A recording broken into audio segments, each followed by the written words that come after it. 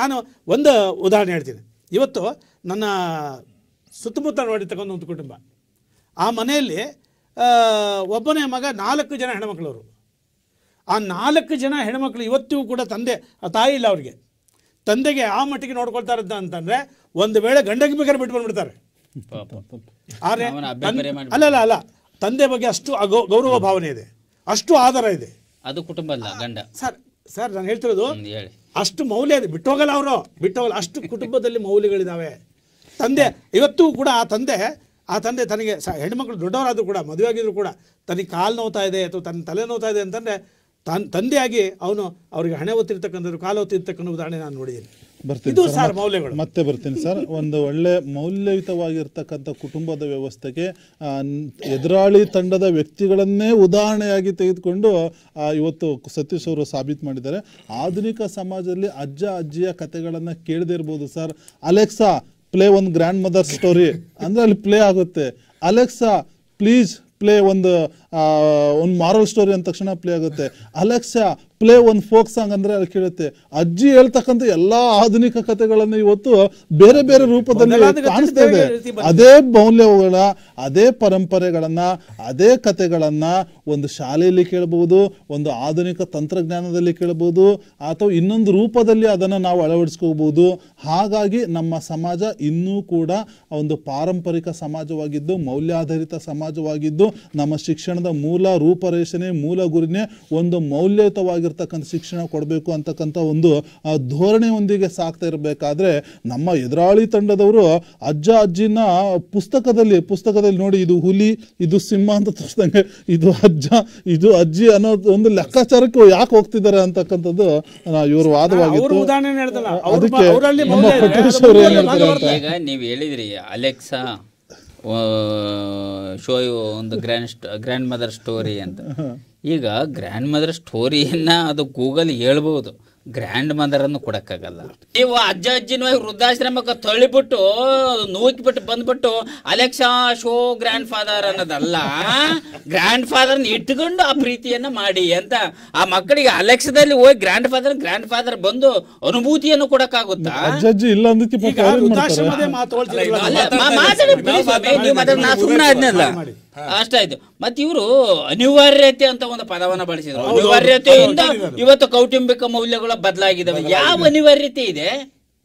ನಿಮ್ಮ ಸ್ವಾರ್ಥಕ್ಕಾಗಿ ಕೌಟುಂಬಿಕ ಮೌಲ್ಯಗಳನ್ನು ನೀವು ನಿಮ್ಮ ಸ್ವಾರ್ಥಕ್ಕಾಗಿ ಕೌಟುಂಬಿಕ ಮೌಲ್ಯಗಳನ್ನು ದೂರೀಕರಿಸಿದಿರಿ. ನೀವು ಕೌಟುಂಬಿಕ ರೀತಿ ರಿವಾಜುಗಳು ಚೇಂಜ್ ಆಗಿದ್ದಾವೆ ಅಂತ, ಈ ರೀತಿ ರಿವಾಜುಗಳು ಚೇಂಜ್ ಆಗಿದ್ದಾವೆ ಅಂತ ನಾವು ಅವಾಗಲಿಂದ ಬಡ್ಕಂತ ಇದೀವಿ. ಅದೇ ಮೌಲ್ಯ ಕುಸಿತ ಅದನ್ನೇ ಹೇಳ್ತಾ ಇದ್ದೀರ. ನಾನು ಪೂರ್ಣ ಪ್ರಮಾಣದಲ್ಲಿ ಸ್ವಾಮಿ ಬರ್ಕೊಳ್ಳಿ, ನೀವು ಯಾಕಿದ ನಮಗೆ ಹೇಳ್ತೀರಿ ಬರ್ಕೊಳ್ಳಿ ಅಂತ. ನೀವು ಬರ್ಕೊಳ್ಳಿ. ಈ ರೀತಿ ರಿವಾಜುಗಳನ್ನೇ ನಾವು ಮೌಲ್ಯಗಳು ಅಂತ ಹೇಳ್ತಾ ಇರೋದು. ಇನ್ನೊಂದೇಳಿ, ನಾವು ಅವ್ರು ಹೇಳಿದ್ರು ಕೆಲವು ಕುಟುಂಬಗಳಲ್ಲಿ ಇವತ್ತು ಕೆಲವು ಅಲ್ಲ, ನೀವು ಇದನ್ನ ಮಾಡ್ಕೊಂತ ಹೋಗಿ, ನೀವು ಗಣತಿ ಮಾಡ್ಕೊಂತ ಹೋಗಿ, ಹಲವು ಕುಟುಂಬಗಳಲ್ಲಿ ಯಾವುದೋ ಕೌಟುಂಬಿಕ ಮೌಲ್ಯಗಳು ಕುಸಿದಿವೆ. ಕೆಲವು ಬೇರೆ ವಿರುದ್ಧ ಪದಗಳು,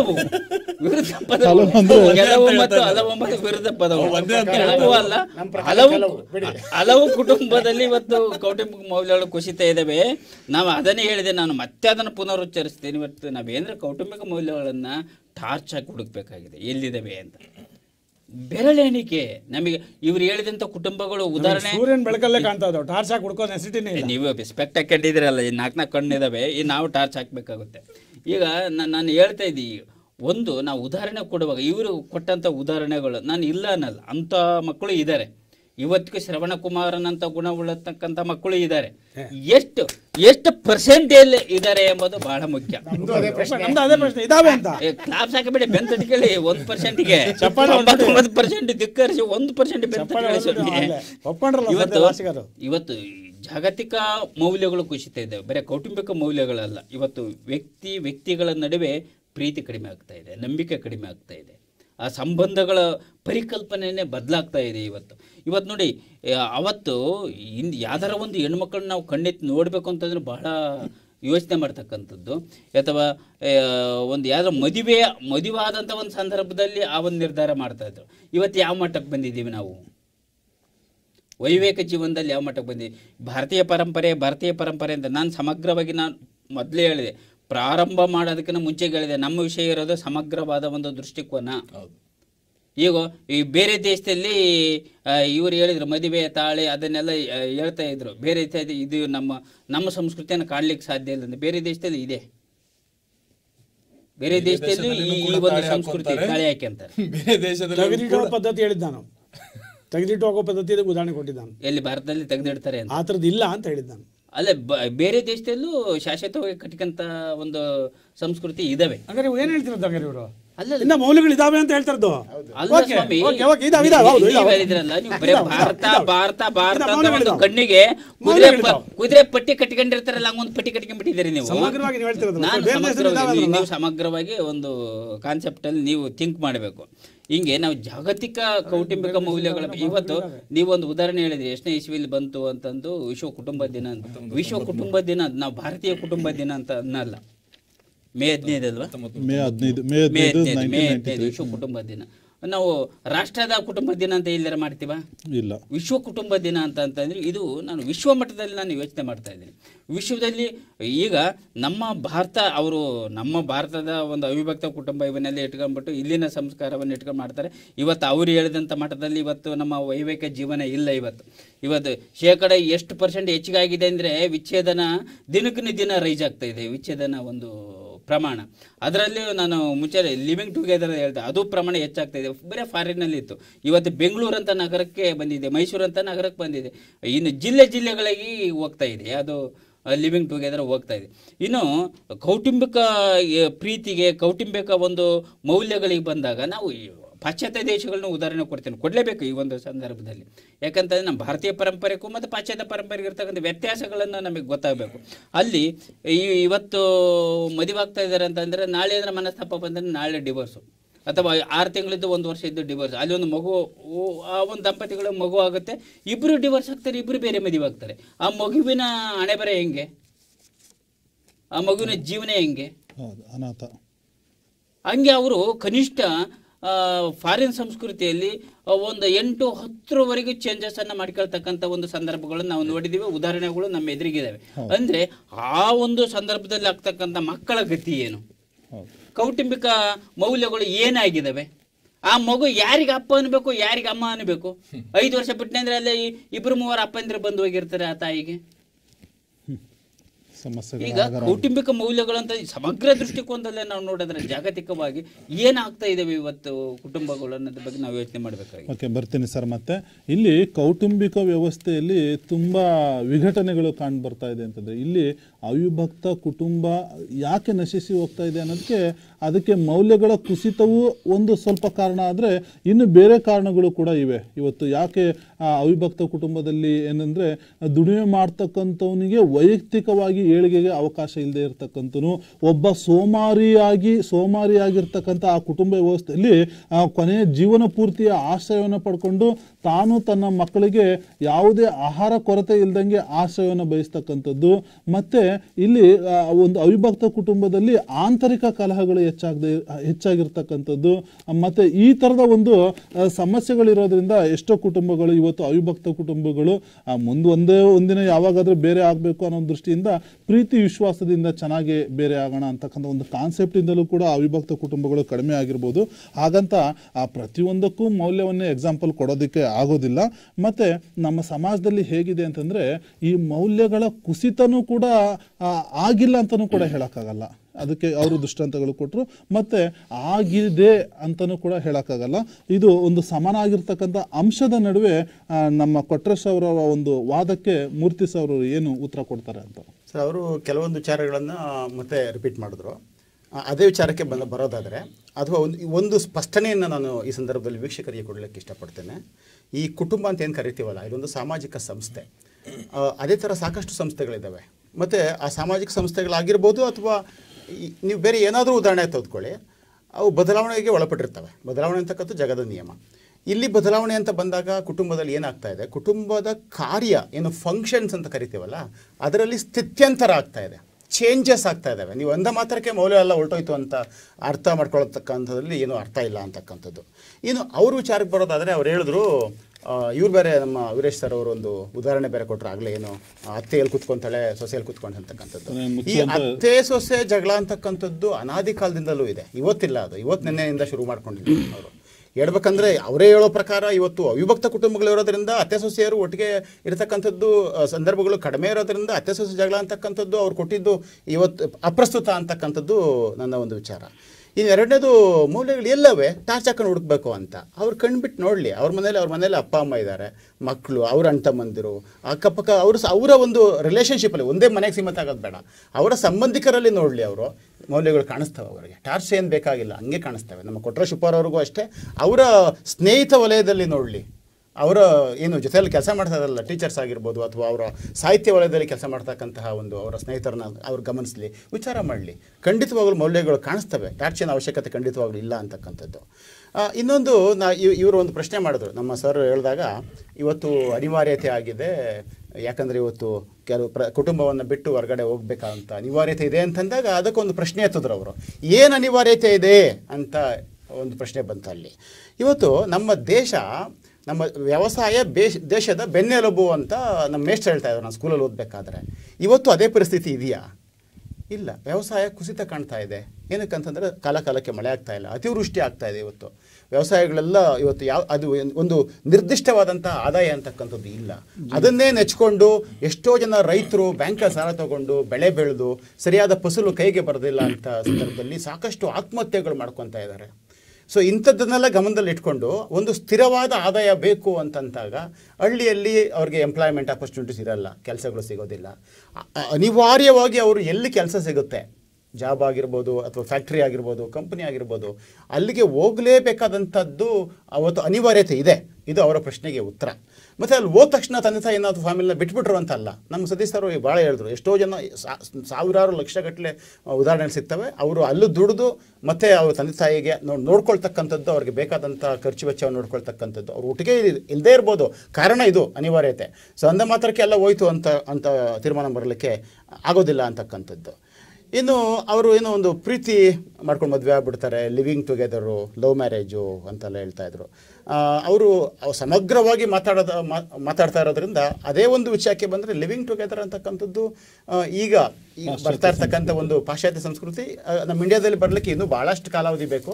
ಅದನ್ನ ಇಂಡಿಯಾದಲ್ಲಿ ಇರ್ತಕ್ಕಂಥ ಮನಸ್ಥಿತಿಗಳು ಯಾವತ್ತು ಅಂದರೆ ಒಪ್ಪಲಿಕ್ಕೆ ಸಾಧ್ಯ ಇಲ್ಲ. ಬಹುಶಃ ಮುಂದೆ ಭವಿಷ್ಯದಲ್ಲಿ ಬಹಳ ಕಡಿಮೆ ಸರ್, ಎಲ್ಲೋ 0.0000 ಯಾವತ್ತು. ಯಾಕಂದರೆ ನಮ್ಮ ಭಾರತೀಯ ದೇಶದಲ್ಲಿ ಈ ಮದುವೆ ಅನ್ನೋದಕ್ಕೆ ಬಹಳಷ್ಟು ಒಂದು ಪ್ರಾಧಾನ್ಯತೆಯನ್ನು ಕೊಡ್ತೀವಿ, ಅದಕ್ಕೆ ವಿಧಿವಿಧಾನಗಳನ್ನು ಮಾಡ್ತೀವಿ, ಅದಕ್ಕೂ ಸಾಕಷ್ಟು ಗೌರವವನ್ನು ಕೊಡ್ತಾರೆ.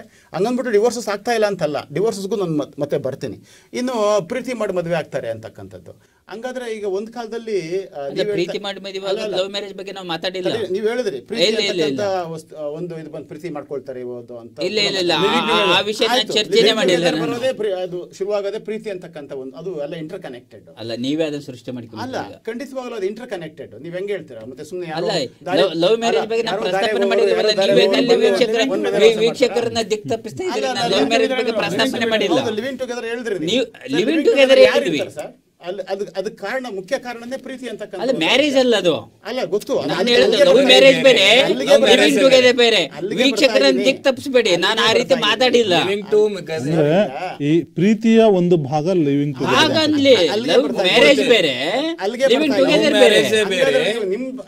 ನಿಮ್ ಪ್ರಕಾರ ಬರೋದಾದ್ರೆ ಈ ಲಿವಿಂಗ್ ಟುಗೆದರ್ ಅಂತಕ್ಕಂಥದ್ದು ಇಲ್ಲಿ ಪಾಯಿಂಟ್ ಬರೋದೇ ಇಲ್ಲ. ಯಾಕಂದ್ರೆ ಮಾತಾಡ್ತಾ ಇರೋದು ಫ್ಯಾಮಿಲಿ ಬಗ್ಗೆ, ಕುಟುಂಬದ ವ್ಯಾಲ್ಯೂ ಬಗ್ಗೆ. ಕುಟುಂಬದ ವ್ಯಾಲ್ಯೂ ಶುರುವಾದಾಗ ಮದುವೆ ಆದ್ಮೇಲೆ, ಒಂದು ಹುಡುಗ ಕುಟುಂಬದ ಭಾಗ ಆಗೋದು ಮದುವೆ ಆದ್ಮೇಲೆ. ಹೌದು. ಈಗ ಕುಟುಂಬದಿಂದ ಹೊರಗೆ ಹೋದಂತ ಒಂದು ಹುಡುಗಿ ಅಥವಾ ಹುಡುಗ ಇರ್ಬೋದು, ತಂದೆ ತಾಯಿ ಗೊತ್ತಿಲ್ಲದಂಗೆ ಲಿವಿಂಗ್ ಟುಗೆದರ್ ಮಾಡ್ತಾ ಇದ್ದಾರೆ. ಅಲ್ಲ, ಅದವರು ವೈಯಕ್ತಿಕ ವಿಚಾರ ಸರ್. ಕುಟುಂಬದ ವಿಷಯ ಅದೇ ವೈಯಕ್ತಿಕ ವಿಚಾರ ಆಗುತ್ತೆ. ಸಂವಿಧಾನ ಅಂತಕ್ಕಂಥದ್ದು ಅವರಿಗೆ ವೈಯಕ್ತಿಕ ಸ್ವಾತಂತ್ರ್ಯ. ಲಿವಿಂಗ್ ಟುಗೆದರ್ ಅಂತಕ್ಕಂಥದ್ದು ಅಲ್ಲಕ್ಕೆ ಅವ್ರದೇ ಆದಂತ ವೈಯಕ್ತಿಕ ಕಾರಣಗಳಿರ್ಬೋದು. ಹೆಂಗ್ ಬೇಕಾದ್ರೆ ನೀವು ಬರ್ಕೊಳ್ಳಿ ಸರ್, ಯಾರೋ ಒಂದು 3 ಜನ ಇರ್ಬೋದು. ಹಂಗನ್ಬಿಟ್ಟು ಎಲ್ಲರೂ ಲಿವಿಂಗ್ ಟುಗೆದರ್ ಮಾಡ್ಬಿಡ್ತಾವ್ರೆ ಅಂತ ನೀವು ಹೇಳಕ್ ಆಗಲ್ಲ. ಅದರಿಂದ ಕುಸಿದೋಯ್ತು ಸರ್. ಹಂಗ ನೋಡಿದ್ರೆ ಎಲ್ಲಾ ಕ್ಷೇತ್ರದಲ್ಲೂ ಏನೋ ಒಂದಲ್ಲ ಒಂಥರ ಭಿನ್ನವಾದಂಥ ಸಮಸ್ಯೆಗಳು ಬರ್ತವೆ. ಹಂಗಂದ್ಬಿಟ್ಟು ಎಲ್ಲ ಮೌಲ್ಯಗಳು ಹೊರಟೋಯ್ತು ಅಂತ ನಾವು ಬರೋಕ್ಕಾಗೋದಿಲ್ಲ. ಸೊ ಜೊತೆಗೆ ಆಮೇಲೆ ಒಂದು ಪ್ರಸ್ತಾಪ ನೀವು ಮಾಡಿದ್ರಿ, ವಿಶ್ವ ಕುಟುಂಬ ದಿನವನ್ನು ಮಾಡ್ತಾವ್ರೆ. ಎಷ್ಟು ಸರ್ ಇಸ್ವಿ ಹೇಳಿದ್ರಿ ನೀವು? ಮೇ 15, 1993 ವಿಶ್ವ ಕುಟುಂಬ ದಿನ ಮಾಡ್ತಾವ್ರೆ, ಮೌಲ್ಯ ಎಲ್ಲ ಹೊರಟೋಯ್ತು ಅಂತ. ಹಂಗಾದ್ರೆ ಸ್ಪೋರ್ಟ್ಸ್ ಡೇ ಮಾಡ್ತಾವ್ರೆ. ಯಾವ ಮೌಲ್ಯ ಹೋಯ್ತು? ನ್ಯಾಷನಲ್ ಯೂತ್ ಡೇ, ಯುವಕರ ದಿನ ಅಂತ ಮಾಡ್ತಾರೆ, ಯಾವ ಮೌಲ್ಯ ಹೋಯ್ತು? ಜಾಗೃತಿ ಮೂಡಿಸ್ಲಿಕ್ಕೆ ಇಂಟರ್ನ್ಯಾಷನಲ್ ವುಮೆನ್ಸ್ ಡೇ ಅಂತ ಮಾಡ್ತಾವ್ರೆ, ಯಾವ ಮೌಲ್ಯ ಹೋಯ್ತು? ವ್ಯಾಲೆಂಟೈನ್ಸ್ ಡೇ ಮಾಡ್ತಾರೆ, ಯಾವ ಮೌಲ್ಯ ಹೋಯ್ತು ಸರ್? ನೀವು ಯಾವುದೋ ಎಲ್ಲಿಂದನೋ ಪಾಯಿಂಟ್ ಇಟ್ಕೊಂಡ್ಬಂದ್ಬಿಟ್ಟು ಇಲ್ಲಿ ವಾದ ಮಾಡಕ್ ಬರ್ತೀರಾ ಸರ್? ಆಮೇಲೆ ಏನೋ ಆಯ್ತು, ಆಮೇಲೆ ಏನೋ ಇದು ಕೋರ್ಟು ಏನೋ ಹೇಳಿದ್ರಿ, ಬಟ್ ಅವರು ಮಾತಾಡ್ತಾರೆ. ಅಲ್ಲ, ನೀವು ಹೇಳಿದ್ರು ಇಲ್ವಾ ಸರ್? ಫ್ಯಾಮಿಲಿ ಇಂಟರ್ನ್ಯಾಷನಲ್ ಡೇ ಮಾಡ್ತಾರೆ. ಅಲ್ಲ, ಅವ್ರ ಕಾನ್ಸೆಪ್ಟ್ ಏನಂತಂದ್ರೆ ಇಂಟರ್ನ್ಯಾಷನಲ್ ಫ್ಯಾಮಿಲಿ ಯಾಕಂತಂದ್ರೆ ಕೌಟುಂಬದಲ್ಲಿ ಮೌಲ್ಯವನ್ನು ಹೊರಟೋಗಿದೆ, ಅದು ಬಿತ್ಲಿಕ್ಕೆ. ಹಂಗಿದ್ರೆ ಸ್ಪೋರ್ಟ್ಸ್ ಡೇ ಮಾಡ್ತಾರೆ, ಸ್ಪೋರ್ಟ್ಸ್ ಹೊರಟೋಯ್ತಾ? ಯೂತ್ ಡೇ ಯೂತೇ ಇಲ್ವಾ ಅಂತಕ್ಕಂಥ ಕಾನ್ಸೆಪ್ಟ್ ಅವ್ರದ್ದು ಅಷ್ಟೇ. ಅಲ್ಲ, ನೀವು ಅದು ಇಟ್ಕೊಂಡ್ಬಿಟ್ಟು ಏನೋ ಹೇಳಕ್ ಬರ್ತಾ ಇದ್ದೀರಾ ನೀವು. ಒಟ್ಟಿನಲ್ಲಿ ಸರ್, ಮೌಲ್ಯಗಳೆಲ್ಲಾನು ಹಂಗೆ ಇದೆ ಅಂತ ಹೇಳೋಕ್ಕಾಗಲ್ಲ. ನೀವು ಹೇಳ್ದಂಗೆ ಎಲ್ಲಾನು ಹೊರಟೋಗ್ಬಿಟ್ಟೈತೆ ಅಂತಂದು ಹೇಳಕ್ ಬರಲ್ಲ. ಅಲ್ಲೂ ಇಲ್ಲೂ ಸ್ವಲ್ಪ ಬದಲಾವಣೆಗಳು, ಏರುಪೇರುಗಳು ಆಗ್ತಾ ಇರ್ತಕ್ಕಂಥದ್ದು ಜಗಜ್ಜಾಹೀರಾಗಿರ್ತಕ್ಕಂಥ ಒಂದು ವಿಶ್ವವ್ಯಾಪಕ ಸತ್ಯ ಅಂತ ನಾವು ಅದನ್ನ ಹೇಳ್ಬೇಕಾಗುತ್ತೆ. ಬದಲಾವಣೆ ಆಗ್ತಾ ಇದೆ, ಎಲ್ಲ ಹೋಯ್ತು ಅಂತ ಇಲ್ಲಿ ಒಪ್ಪಲಿಕ್ಕೆ ಸಾಧ್ಯ ಇಲ್ವೇ ಇಲ್ಲ. ಆಮೇಲೆ ನೀವೇನೇನು ಉದಾಹರಣೆ ಕೊಡ್ತಾ ಇದ್ರೋ ಬಹುಶಃ ಅದು ನಿಮ್ಮ ಒಂದು ಕಲ್ಪನೆ ಅಂತಕ್ಕಂಥದ್ದು. ಅದು ಸತೀಶ್ ಸರ್ಗದಿ ಒಳ್ಳೆ ಉದಾಹರಣೆಗಳನ್ನು ಕೊಟ್ರಿ. ಯಾಕಂದ್ರೆ ಮೌಲ್ಯಗಳು ಇವೆ ಅನ್ನೋದಕ್ಕೂ ಕೂಡ ಸಾಕಷ್ಟು ದೃಷ್ಟಾಂತಗಳಿವೆ. ಹಿಂದೆ ಮಕ್ಕಳಿರಲ್ಲವ್ವ ಮನೆ ತುಂಬಾ ಅಂತ ಮೌಲ್ಯ ಇತ್ತು, ಈಗ ನಾವಿಬ್ಬರು ನಮಗಿಬ್ಬರು ಅಂತ ಮೌಲ್ಯ ಬಂದಿದೆ. ತಪ್ಪು ಅಂತ ಹೇಳಕ್ಕಾಗಲ್ಲ. ಮಕ್ಕಳೆಲ್ಲರೂ ಮನೆ ತುಂಬ ಅಲ್ಲ, ಮೌಲ್ಯ ಅಲ್ಲ, ಇಲ್ಲಿ ಜನಸಂಖ್ಯೆ ಹೆಚ್ಚಾಗಿದ್ದಾಗ ಅದಕ್ಕೆ ವ್ಯತಿರಿಕ್ತವಾಗಿರ್ತಕ್ಕಂಥದ್ದು. ಮಕ್ಕಳಿರಲ್ಲವ ಮನಸ್ಸು ತುಂಬ ಅಂತಂದು ಈಗ ವೀರೇಶ್ ಚಿತ್ತಲ್ಮು ಹೊಸದಾಗಿ ಮದುವೆ ಆಗಿದ್ದಾರೆ, ನನಗೆ 10 ಜನ ಮಕ್ಕಳು ಬೇಕು ಅಂದ್ರೆ ಸರ್ಕಾರ ಅದಕ್ಕೆ ಕಡಿವಾಣ ಹಾಕುತ್ತೆ. ಆ ಒಂದು ದೃಷ್ಟಿಕೋನದಲ್ಲಿ ನೋಡಿದಾಗ ಇದೆ ಸರ್. ಚೀನಾದಲ್ಲಿ ಇವತ್ತು 2 ಮಕ್ಕಳನ್ನ ಮಾಡ್ಕೋಬಾರ್ದು ಅಂತಕ್ಕಂಥ ಸರ್ಕಾರದ ಕಡಿವಾಣ ಇದೆ. ಆಮೇಲೆ ಭಾರತದಲ್ಲೂ ಅಷ್ಟೇ ಸಮಗ್ರವಾಗಿ ಅಲ್ಲಲ್ಲ, ವೀರೇಶ್ ಅವರಿಗೆ ಆ ಕಾನೂನು ಅಪ್ಲೈ ಆ ಒಂದು ಸಂದರ್ಭ ಬರ್ಬೋದು. ಆ ಕಾನೂನುಗಳು ಅದು ಕೂಡ ದೂರ ಇಲ್ಲ ಭಾರತದಲ್ಲಿ. ಯಾಕಂದ್ರೆ ಇವತ್ತು ಭಾರತ ಜನಸಂಖ್ಯೆಯಲ್ಲಿ 2ನೇ ದೊಡ್ಡ ಸ್ಥಾನ. ಚೀನಾದಲ್ಲಿ ಆಗಿರ್ತಕ್ಕಂಥ ಒಂದು ಕಾನೂನು ಭಾರತಕ್ಕೆ ಬರೋದೆಂದು ದೊಡ್ಡದಲ್ಲ. ಯಾಕಂತಂದ್ರೆ ಇವತ್ತು ಭೂಮಿ ಅಷ್ಟೇ ಇರುತ್ತೆ, ಆಹಾರ ಅಷ್ಟೇ ಬೆಳಿತೀವಿ, ಜನಸಂಖ್ಯೆ ಸಿಕ್ಕಾಬಟ್ಟೆ ಹೆಚ್ಚಾಗ್ತಾ ಇದೆ ಅಂತಂದ್ರೆ ಕಾನೂನುಗಳ ಅವಶ್ಯಕತೆ ಕೂಡ. ಹಾಗಾಗಿ ಅಂತ ಕಾನೂನು ಬರ್ಲಿಕ್ಕೆ ಬಹಳ ಕಷ್ಟ ಇದೆ. ಯಾಕೆ ಬಹುಧರ್ಮೀಯ ರಾಷ್ಟ್ರಗಳಲ್ಲೇ ಸಾಕಷ್ಟು ಏನು ತಲಾಖ್ ಅನ್ನ ಬೇಡ ಅದನ್ನು ತಂದ್ರು. ಬಹುಧರ್ಮೀಯ ರಾಷ್ಟ್ರ ಮತ್ತು ಅದನ್ನೇ ಯಾಕಂದ್ರೆ ಆಗಬಹುದು. ನಾವು ಯಾವುದು ಕೂಡ ಭವಿಷ್ಯವನ್ನು ಇವತ್ತು ಹೇಳೋಕ್ಕಾಗಲ್ಲ. ಹಾಗಾಗಿ ಕಾಲಮಾನಕ್ಕೆ ತಕ್ಕಂತೆ ಇಂತಹ ಮೌಲ್ಯಗಳು ಬದಲಾವಣೆ ಆಗ್ತವೆ. ಅದನ್ನ ಮೌಲ್ಯಗಳ ಕುಸಿತ ಅಂತ ಕರಿಬೇಡಿ, ಅದು ಪರಿಸ್ಥಿತಿಯ ಬದಲಾವಣೆ. ಅಲ್ಲ, ಮೌಲ್ಯಗಳ ಬದಲಾವಣೆ ಇಲ್ಲ, ಪರಿಸ್ಥಿತಿಯ ಬದಲಾವಣೆ.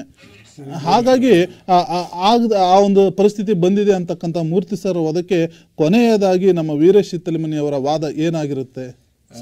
ಒಂದು ವಿಷಯ ಹೇಳ್ತಾ ಇದ್ದೀನಿ. ಬಹಳಷ್ಟು ಅವರು ಸಮರ್ಥನೆಯನ್ನ ಮಾಡ್ಕೊಳ್ಳಿಕ್ಕೆ ಪ್ರಯತ್ನವನ್ನ ಮಾಡ್ತಾ ಇದ್ದಾರೆ ಅಷ್ಟೇ. ಈ ವಿಷಯವನ್ನ ಸ್ವಲ್ಪ ನಾವು ಸೂಕ್ಷ್ಮವಾಗಿ ಅಧ್ಯಯನವನ್ನ ಮಾಡ್ಕೊಂಡಿದ್ದು ನಿಜ ಆಯ್ತಂದ್ರೆ ಅವರ ಮನೆಯಲ್ಲಿ ಅಥವಾ ಅವರ ಮನೆಯ ಅಕ್ಕಪಕ್ಕದಲ್ಲಿನೂ ಕೂಡ ಇಂಥ ದೃಷ್ಟಾಂತಗಳನ್ನ ಬಹುಶಃ ನೋಡಿದಾರೆ, ಅವರು ನೋಡ್ತಾ ಇದ್ದಾರೆ, ದಿನನಿತ್ಯ ನೋಡ್ತಾ ಇದ್ದಾರೆ, ಹೇಳಿ ಕೇಳುತ್ತಾರೆ. ಅದಕ್ಕೆ ಒಂದು ಉದಾಹರಣೆ ಕೊಡ್ತೀನಿ ಸರ್. ಬಹುಶಃ ಇವತ್ತಿನ ದಿನ ನಾವೆಲ್ಲ ಸ್ಮರಣೆಯನ್ನ ಮಾಡ್ಕೊಳ್ತಾ ಇದ್ದೀವಿ. ಅದು ವಿಶ್ವ ಅಜ್ಜಂದಿರ ದಿನಾಚರಣೆ ಅಂತ ಹೇಳಿ ಅಲ್ವಾ. ಇವತ್ತು ಇಂತಹ ದಿನಾಚರಣೆಗಳನ್ನು ಯಾಕೆ ಮಾಡ್ತಾ ಇದ್ದೀವಿ ಅಂತಂದ್ರೆ ಅವರ ಮೇಲಿರುವಂತಹ ಪ್ರೀತಿ, ಮಮತೆ, ಮೌಲ್ಯಗಳು ಇವತ್ತು ಕುಸಿತಾ ಹೋಗ್ತಾ ಇದಾವೆ, ಬಿತ್ತಬೇಕು ಅಂತ ಅಲ್ವಾ. ಯಾಕೆ ವಿಶ್ವ ಕುಟುಂಬ ದಿನಾಚರಣೆಯನ್ನು ಮಾಡ್ತಾರೆ? ವಿಶ್ವ ಕುಟುಂಬದ ಮೌಲ್ಯಗಳು ಕುಸಿತಾ ಇದಾವೆ, ಅದಕ್ಕೋಸ್ಕರ ಮಾಡ್ತಾ ಇದ್ದಾರೆ.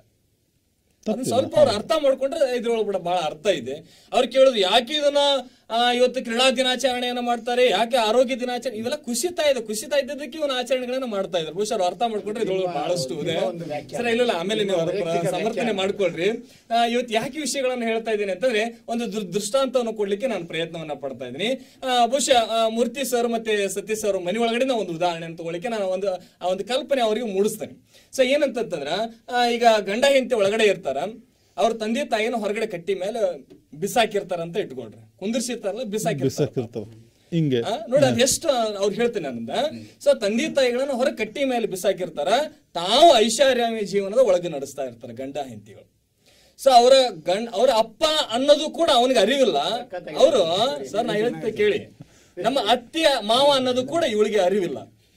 ಇವತ್ತಿನ ಪರಿಸ್ಥಿತಿ ಕುಟುಂಬಗಳು ಹೇಗಾಗಿದೆ ಅಂತಂದೇಳಿ ಅವರು ವಿಭಕ್ತ ಕುಟುಂಬದಲ್ಲೇನೋ ಒಂದು ಉದಾಹರಣೆ ಕೊಡ್ತಾ ಇದ್ದಾನೆ.